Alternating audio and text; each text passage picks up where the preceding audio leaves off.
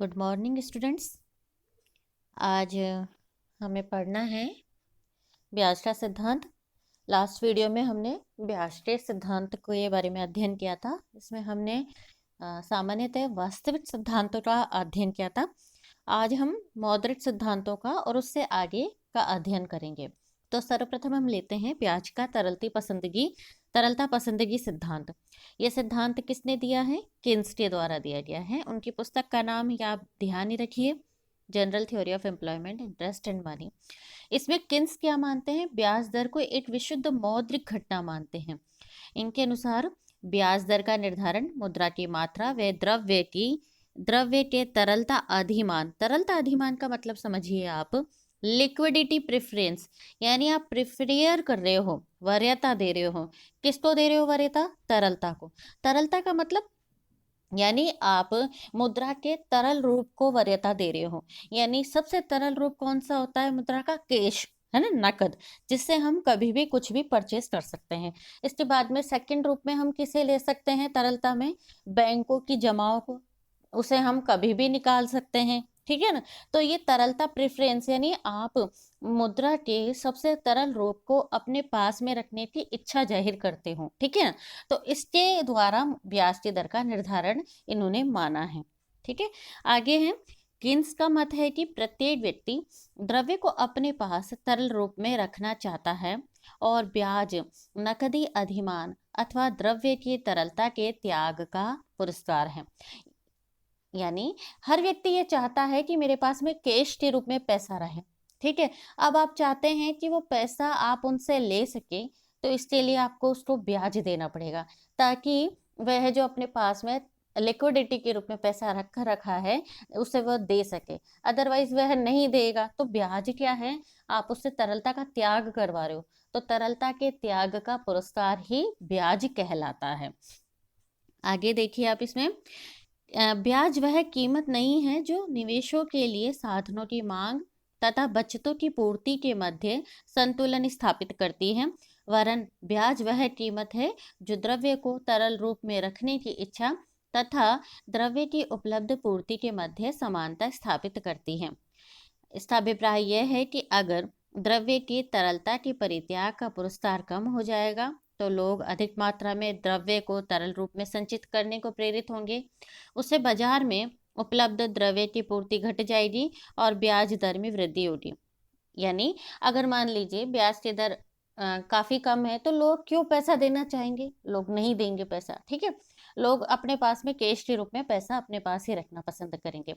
जैसे ही बाजार में द्रव्य की पूर्ति कम हो जाती है, सप्लाई कम हो जाती है, ठीक है ना, कैश की, तो ऐसे में ब्याज की दर बढ़ जाएगी, और जैसे ही ब्याज की दर बढ़ेगी लोग क्या करेंगे? पैसा देना स्टार्ट करेंगे, ठीक है। अगर हम इसके विपरीत भी लें, अगर द्रव्य की तरलता के परित्याग के पुरस्कार में वृद्धि कर दी जाए, कहने का मतलब अगर ब्याज की दर में वृद्धि कर दी जाए तो लोग क्या करेंगे? लोग नकदी की संचित मात्रा कम कर देंगे, ठीक है ना, अपने पास में कम मात्रा में संचय करेंगे, और बाजार में से क्या है, सप्लाई बहुत ज्यादा बढ़ जाएगी, और इससे क्या होगा? ब्याज दर घट जाएगी। इससे स्पष्ट है कि ब्याज दर का निर्धारण द्रव्य की मात्रा तथा द्रव्य की तरलता यानी पसंदगी वरीयता की शक्तियों के साम्य से होता है। ब्याज एक मौद्रिक घटना है, इसलिए किन्स ब्याज का मौद्रिक सिद्धांत कहना ज्यादा पसंद करते हैं। अब द्रव्य की मांग की बात करते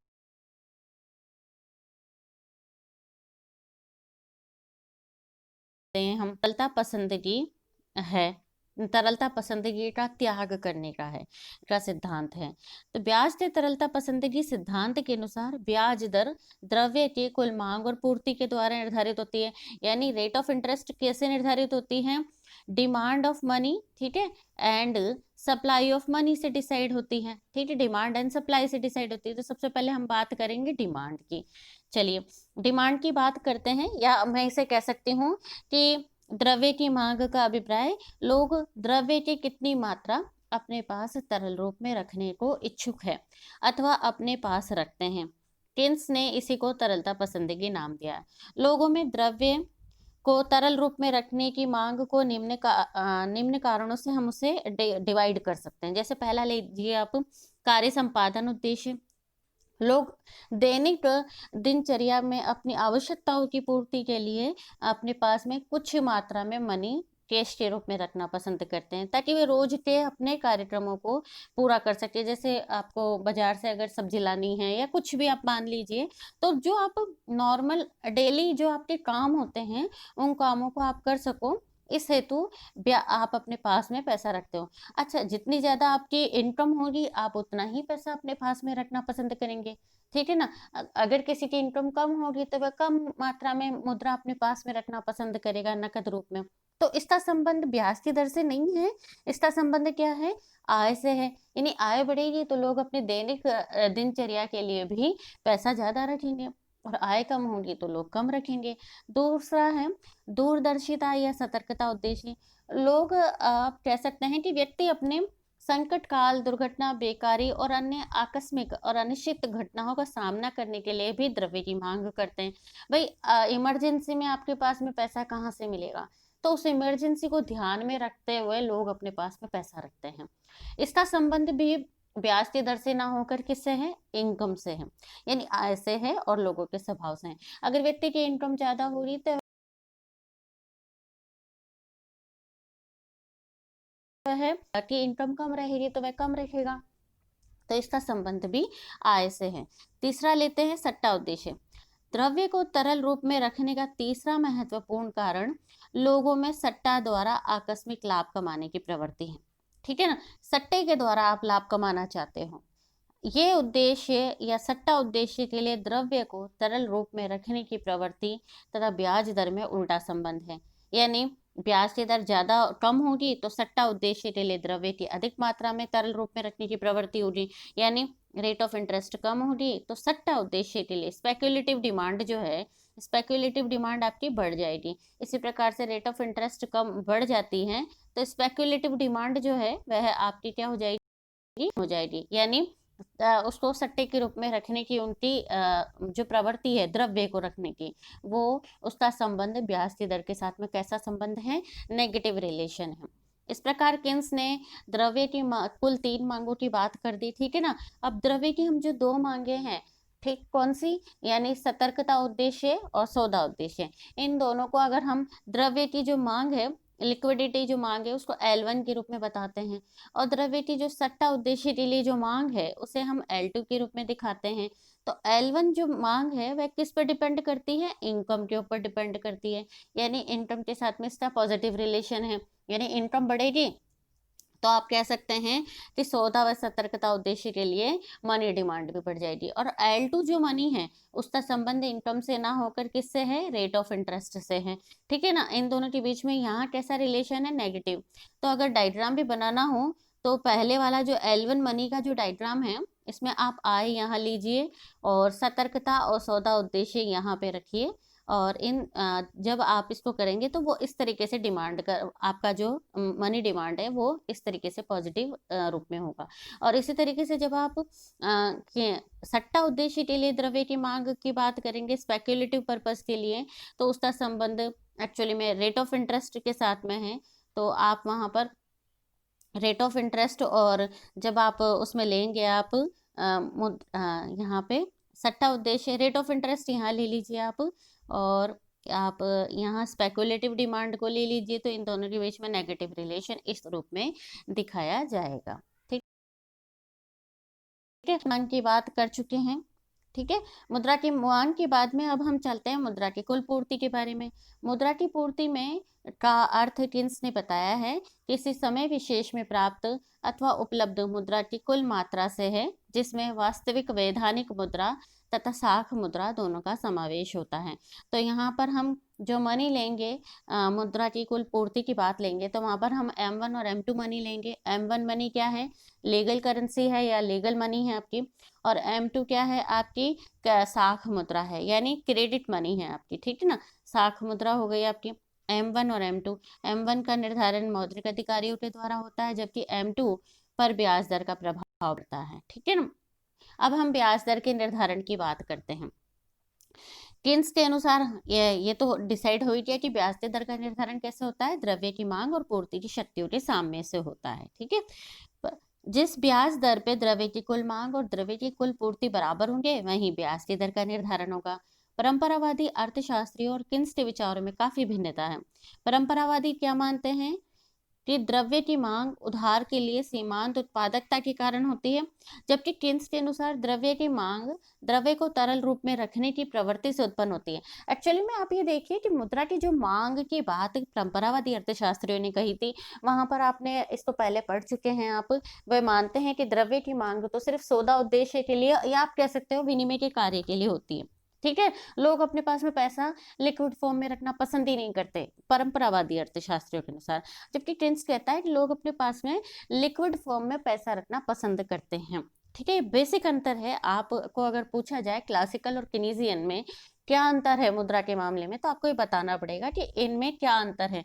इनके उद्देश्य अलग है और मुद्रा के लिए जो इनका पर्पज है, एक तो मुद्रा को तरल रूप में रखना चाहता है और एक मुद्रा को तरल रूप में रखने के लिए बात ही नहीं करता है। वो मानता है कि मुद्रा सिर्फ विनिमय का माध्यम है, लोग पैसा अपने पास में बचत के रूप में रखना पसंद नहीं करते हैं। ठीक है, दूसरी ओर परंपरावादी अर्थशास्त्रियों के अनुसार द्रव्य की पूर्ति बचत पर निर्भर करती है, जबकि किन्स के अनुसार द्रव्य की पूर्ति मौद्रिक अधिकारियों अथवा साख निर्माणकर्ताओं संस्थाओं द्वारा निर्गमित मुद्रा की मात्रा पर निर्भर करती है। ठीक है, जहां क्लासिकली मानते थे कि मुद्रा की जो द्रव्य की बढ़ती बचत बढ़ जाएगी तो द्रव्य की मात्रा भी बढ़ जाएगी, लेकिन किन्स वगैरह ये क्या मानते हैं कि ये जो मुद्रा है या द्रव्य की जो मात्रा है मौद्रिक अधिकारियों के द्वारा निर्धारित होती है, उन पे निर्भर करती है। ब्याज की दर के निर्धारण के सिद्धांत को आप टेबल के थ्रू भी समझ सकते हैं। द्रव्य की तरलता पसंदगी, द्रव्य की मात्रा, द्रव्य की तरलता पसंदगी को आप इस तरीके से डिवाइड कर सकते हैं या आप देख सकते हैं। L1 यहाँ पर जो मनी दी गई है जिसकी हमने बात की थी यहाँ पे, ठीक है, L1 आपका हो गया। इसके अलावा आप यहाँ देख सकते हैं L2 भी देख सकते हैं, और फिर ये आप यहाँ पे वास्तविक द्रव्य की मात्रा भी देख सकते हैं। यानी तो कौन कौन से हैं? पहला है द्रव्य की तरलता पसंदगी, ठीक है, एल में कौन कौन सा है? एल में L1 और L2 दोनों सम्मिलित है। L1 क्या है? सौदा सतर्कता उद्देश्य। L2 क्या है? सट्टा उद्देश्य। ठीक है, आगे है द्रव्य की मात्रा। किन्स की मान्यता है कि द्रव्य की कार्य संपादन मांग और सतर्कता मांग ब्याज दर से प्रभावित ना होकर स्वभाव, रुचि और आय पर निर्भर करती है, इसलिए वह L1 को क्या मानते हैं? अल्पकाल में स्थिर मानते हैं। ठीक है, किन्स L1 का मतलब आप समझ रहे हैं यहाँ पे, सौदा उद्देश्य और सतर्कता उद्देश्य। ठीक है, और सट्टे उद्देश्य के लिए जो मुद्रा की पूर्ति है, जो द्रव्य की मांग है, ये ब्याज सापेक्ष होने के कारण यह ब्याज दर निर्धारण का प्रमुख घटक बन जाती है। और ब्याज दर निर्धारण मांग पक्ष की ओर से L1 तथा पूर्ति पक्ष की ओर से मुद्रा की मात्रा के साम्य से होता है। किन्स के शब्दों में ब्याज दर का निर्धारण उस बिंदु पर होगा जहां द्रव्य की मात्रा व द्रव्य को तरल रूप में रखने की इच्छा के मध्य संतुलन स्थापित होगा। अब आप इस डायग्राम को देखिए, डायग्राम में क्या बताया गया है, आप यहाँ देखिए, हमने OH अक्ष पर क्या लिया है? मुद्रा की मांग, पूर्ति की मात्रा, और Y अक्ष पर क्या ले रहे हैं हम? ब्याज की दर।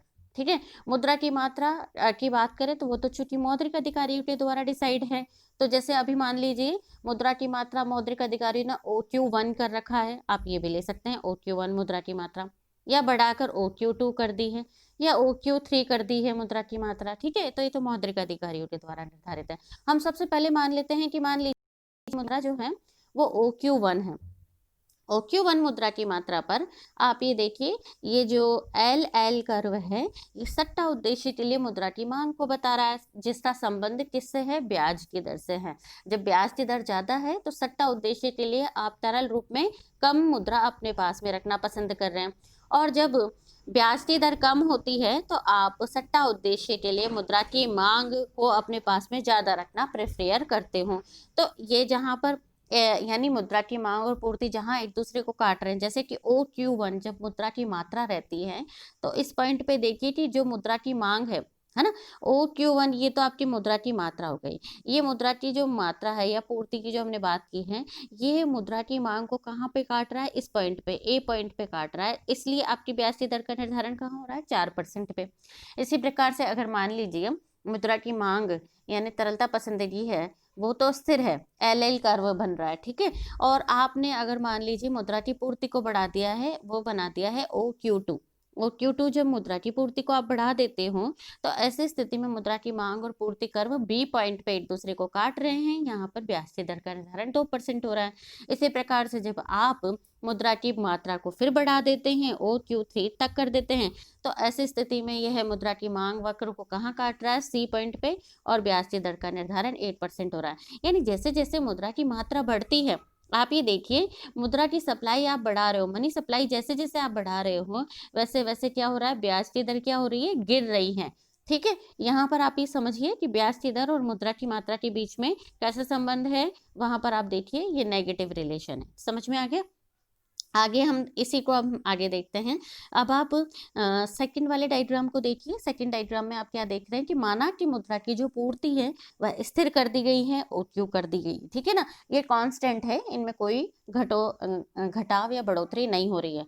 अब अगर मान लीजिए मुद्रा की जो सट्टा मांग है वो पहले L1 पे रहती है, L1 पे रहने पर आपके जो ब्याज की दर का निर्धारण हो रहा है वह क्या है, 8% पे हो रहा है। अब अगर मान लीजिए मुद्रा की सट्टा मांग बढ़ा दी जाती है, L2 कर दी जाती है, तो L2 सट्टा मांग जैसे ही बढ़ा दी गई है तब आप देखिए कि बी पॉइंट पर संतुलन का बिंदु प्राप्त हो रहा है और 2% की ब्याज दर का निर्धारण हो रहा है। फिर अगर हम मान लीजिए सट्टा मांग को और बढ़ गई है, सट्टा मांग जैसे ही बढ़ रही है तो इसका मतलब है आपका जो कर्व है वह ऊपर की तरफ शिफ्ट हो रहा है, ठीक है ना। और जब सट्टा मांग कम होती है तो क्या होता है, कर्व नीचे की तरफ शिफ्ट होता है।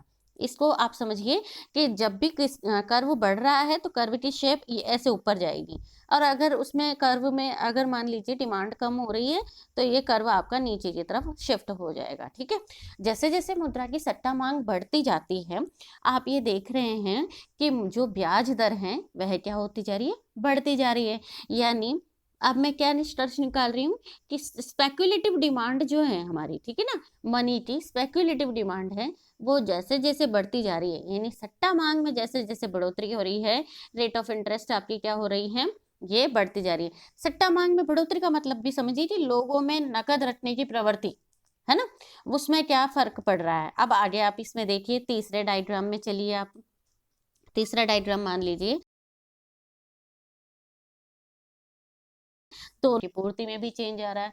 तब ऐसी परिस्थिति में आप ये देखिए कि ब्याज की दर का निर्धारण कहाँ हो रहा है, पहले जो ये ए पॉइंट पे था, अब अगर मान लीजिए मुद्रा की पूर्ति बढ़कर OQ2 हो जाती है और इस दौरान ही मुद्रा की मांग भी बढ़ जाती है, वो L1 से L2 हो जाती है, तो ऐसी परिस्थिति में ब्याज की दर का निर्धारण कहाँ हो रहा है, 4% से बढ़कर ये है 5% पे हो जाती है। आप इसको जो मैंने अभी आपको समझाया है इसे आप यहाँ पे पढ़ भी सकते हैं और इसको समझ सकते हैं, ठीक है ना। इस प्रकार ब्याज की दर और तरलता पसंदगी में सीधा संबंध है। जैसा कि हमने बी डायग्राम में देखा है कि तरलता पसंदगी और ब्याज की दर में कैसा संबंध है, सीधा संबंध है। तरलता पसंदगी बढ़ने पर ब्याज दर में वृद्धि तथा घटने पर ब्याज दर में भी घटने की प्रवृत्ति होगी। यानी इन दोनों में कैसा रिलेशन है, यानी जब हम मनी सप्लाई की बात कर रहे थे, मनी सप्लाई और ब्याज की दर में तो कैसा रिलेशन है, नेगेटिव रिलेशन है, ठीक है ना, इन दोनों के बीच में। लेकिन जब हम तरलता पसंदगी की बात करते हैं, लिक्विडिटी प्रेफरेंस की बात करते हैं, तो जैसे ही लिक्विडिटी प्रेफरेंस बढ़ जाती है रेट ऑफ इंटरेस्ट बढ़ जाती हैं, और अगर ये गिर जाती है तो रेट ऑफ इंटरेस्ट भी आपके कम हो जाती है। इसको इस सिद्धांत की अगर हम आलोचनाओं की बात करते हैं तो इस सिद्धांत में आप देखिए कि यहाँ जो मुद्रा का आशय है वह अस्पष्ट है। टिन्स ने प्रारंभिक अवस्था में मुद्रा का आशय स्पष्ट नहीं किया है, मुद्रा में केवल वैधानिक मुद्रा ही सम्मिलित की है या साख मुद्रा भी, जबकि उसने एक स्थान पर तो मुद्रा में बैंक जमा राशि को भी सम्मिलित किया है। जबकि रॉबर्टसन के साथ हुई बहस में उसने साख मुद्रा को द्रव्य की श्रेणी में रखने से मना किया था। यह आलोचना विशेष महत्व नहीं रखती क्योंकि टिन्स का मुद्रा से आशय वैधानिक तथा साख मुद्रा दोनों से था, तो इसे आप ज्यादा ले नहीं सकते, लेकिन हाँ कंफ्यूजन वाला था थोड़ा कंसेप्ट इनका।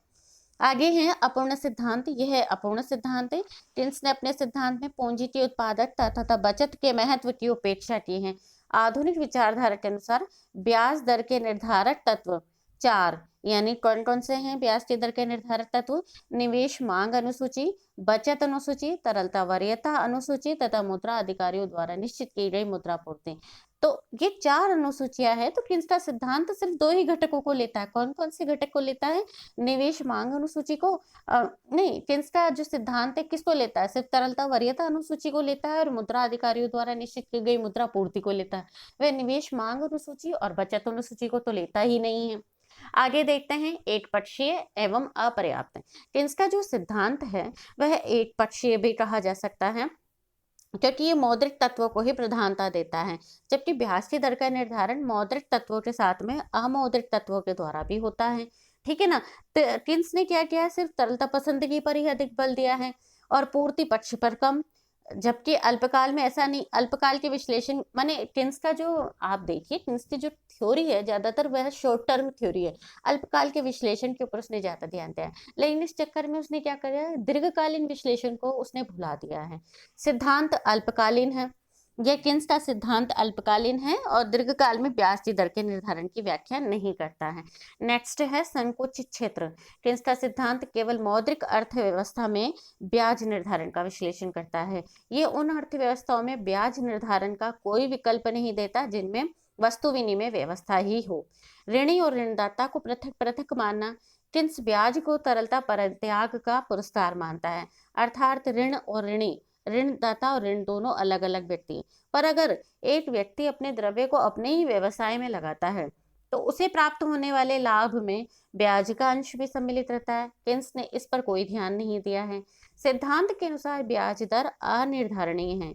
ब्याज दर का निर्धारण निश्चित रूप से तरलता वरीयता द्वारा नहीं होता, क्योंकि जहां एक और ब्याज दर के निर्धारण में सट्टा प्रवृत्ति के लिए द्रव्य की मांग ज्ञात करनी पड़ती है और सट्टा मांग स्वयं ब्याज दर पर निर्भर करती है जो पहले ज्ञात होनी चाहिए। ब्याज दर के अभाव में सट्टे के लिए द्रव्य की मांग ज्ञात करना कठिन है और सट्टे की द्रव्य मांग निर्धारण किए बिना ब्याज निर्धारण नहीं हो सकता। इस प्रकार हम क्या है कि हमें पूरी चीज पता ही नहीं चल रही है।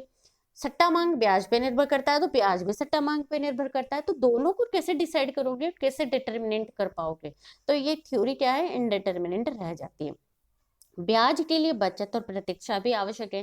किन्स यह मानता है कि ब्याज केवल बचत और प्रतीक्षा का ही प्रतिफल नहीं है, वह ये भूल जाता है कि बचत और प्रतीक्षा दोनों निवेशों के लिए धनराशि जुटाने में आवश्यक साधन है। और अन्य कुछ अर्थशास्त्री किन्स के सिद्धांत को नई बात नहीं मानते, क्योंकि इस प्रकार के विचार पहले से ही व्यक्त किए जा चुके थे। इसके अतिरिक्त जहां मंदी काल में द्रव्य की तरलता पसंदगी बढ़ जाने से ब्याज दर में वृद्धि होनी चाहिए, वहां कमी आती है। किन्स के सिद्धांत में यह विरोधाभास भी स्पष्ट नहीं होता। इस प्रकार का विरोधाभास एक और भी है, जहां वह द्रव्य को तरलता पसंदगी से संबंधित करता है, उसके द्वारा समयावधि निक्षेपों की उपेक्षा उपयुक्त नहीं लगती है। इसी प्रकार ये सिद्धांत भिन्न भिन्न अवधि के